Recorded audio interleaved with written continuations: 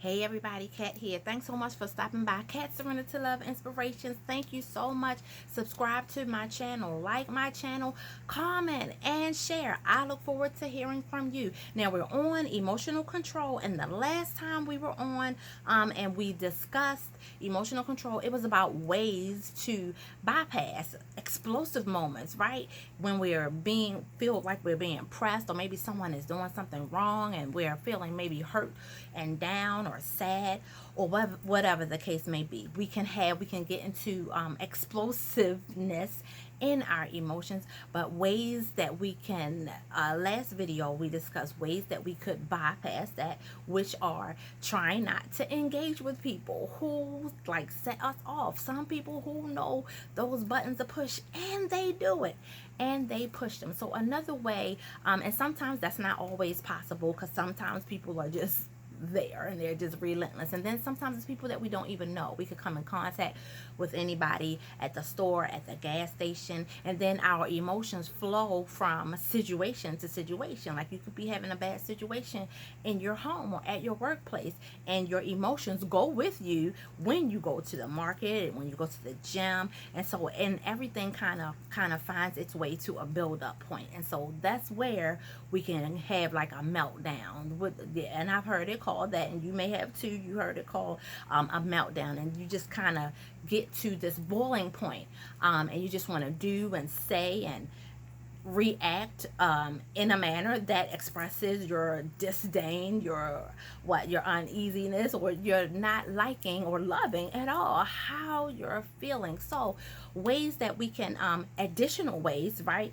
Additional ways is to just look, not to let go of your peace.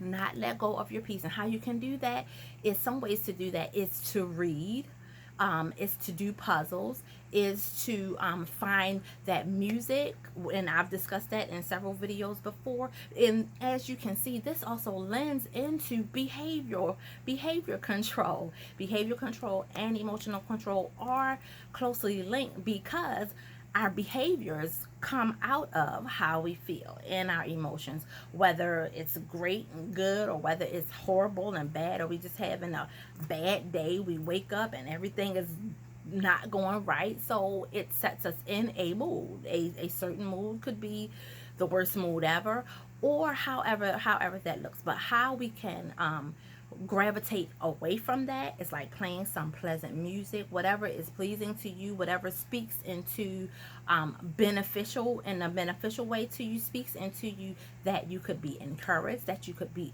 uplift, not so much in a way that it's speaking ways that it gives you ideas of what to do to somebody in these situations. They lied, they cheated, I don't know, whatever the case may be, whatever the situation is. And that could be anyone. It doesn't reside with any particular relationship. That could be anybody. Everybody is capable of being that person who does those things to somebody else. Prayerfully, it's not you.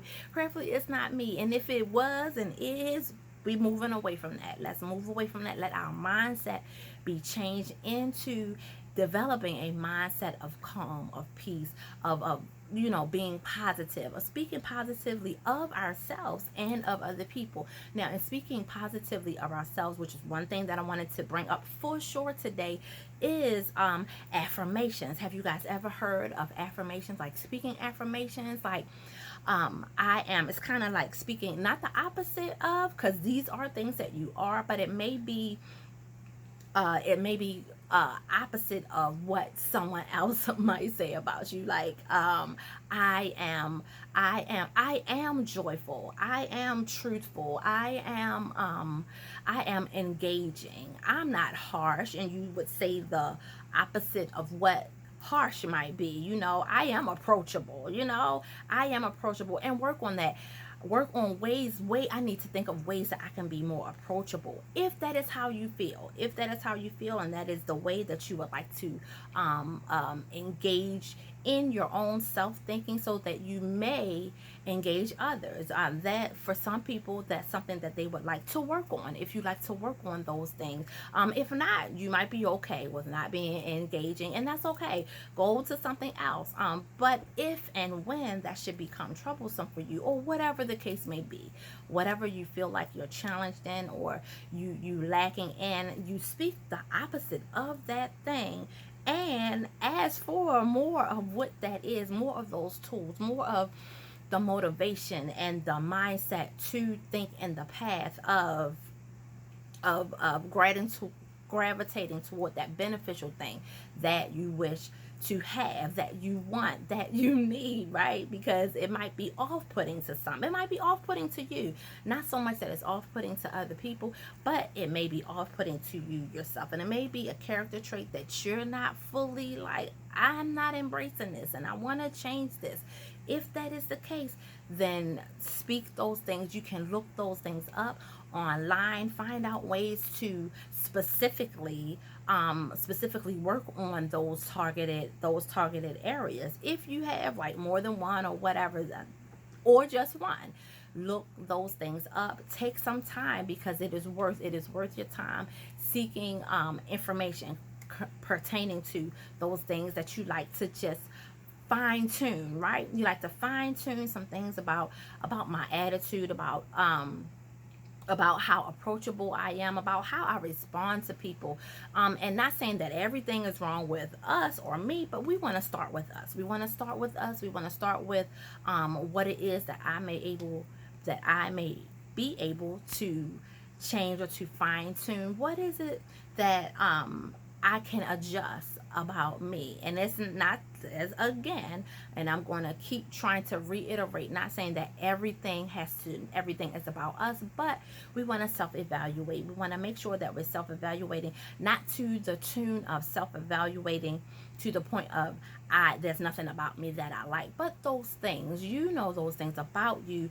I sure certainly know those things about me. Like for me, for instance, I could be I have changed, thank goodness, but at one time I was just a people pleaser. I could not say no, and I wanted to like just do everything that everybody wanted me to do. And and that's not such a harsh thing, but it could be, it can turn into something that something of the sort that you just really don't want to be, because it can be to the detriment of you. It can become a usury thing when you're that way, when you're that kind of person, and it can be used against you. It can be used against you in that way. So like things like that, and I worked on that. I prayed about that, because that's the type of person I am. I pray about things and I ask God for the help with those things. I need the help. I need your help. So for me, that is what worked for me. And if that works for you, I encourage you to do that as well, for you to lean into your faith source, for you to connect with your faith source, and allow your source of faith to give you instruction and guide on those things that you see within yourself. Because you'll find that once you start working on you, everybody else's stuff, it's like, oh, I can't ignore that, because in that I've also built up like this a more solid and firm confidence foundational thing within myself. Whereas what you say and how you treat me, depending on the roughness of that, it doesn't affect me so much. So that's why we want to look at ourselves, not so much to say that I do everything wrong and everything is wrong with me and nothing is wrong with XYZ, the other people, or him, her, whatever. Not to say that at all, but we do want to take the time to self-evaluate, face some truths of some things that we might be able to take care of, we might be able to steer away from, we might be able to fine-tune them right, we might be able to speak positively into, and we can do that to other people as well in their situations, in our relationship concerning ourselves, one another. It could be two people, could be a group, however that looks for you. I pray that this was helpful to you in some way, shape, or form, that you were able to take away something that you can put in your toolbox of strategy and tools to help with with the building up your confidence in yourself and obtaining and maintaining emotional control. That's where we are for this week, and it'll probably extend because it's a huge topic and it's so very important. There's so many things going on right now that demonstrate a lack of emotion control. So we just want to get into a greater, more beneficial headspace in understanding ourselves, in relating to one another, and knowing how it is that other things affect us, right? And we want to not put ourselves in those positions if we're able to. Sometimes we're not, granted, and you know that, and I know that sometimes we're not, and sometimes things just happen. But in those cases, we want to do all that we can when we can. You can only use what you have at your own hand, in your own grasp. You can only use those things, right? So I pray that you have an awesome and fabulous day. I am backing you up. I'm with you. I want you to win. And not that you'll only win with me, because there's several million people out there who have a supportive nature just as I do. But if you love to contact me, I'm at Trina W at awesomegodradio.com, and I'm right here on this YouTube channel. Thank you so much for joining. I pray that you be uplifted and you be empowered. Touch that subscribe button at the bottom. Touch the notification bell so that you can be notified whenever a video is uploaded. It is for our good. That's all I'm seeking to be, is for our good. Whatever tips, tools, strategies, or whatever testimony that I can put forward that will be of help to you. That's why I went through it in the first place. So may we share with one another, pray with one another, and keep the love going from the inside out. Thank you, and I will see you. Check out Surrender to Love in the morning, 7 a.m. I will see you later. Hope to check you out at 7 a.m. All right? I'll talk to you later. Y'all have a great and blessed day.